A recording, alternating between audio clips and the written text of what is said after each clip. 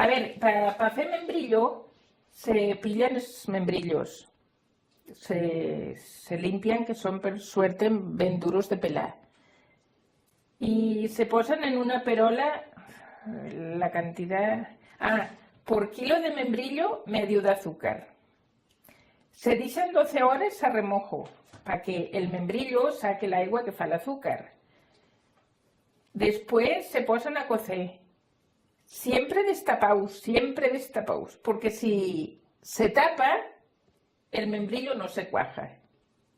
Tiene que estar la perola destapada. Tapada se quedará mermelada, pero membrillo no. Y se pasa por el turmis bien, cuanto más veces el pases, más fino quedará, y se posan moldes cuando está caliente, y cuando está caliente se posan moldes, y después pues ya está cuajado y ya puedes cortar.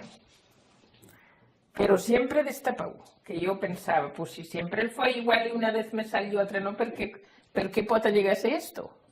Y llevo porque él tapaba.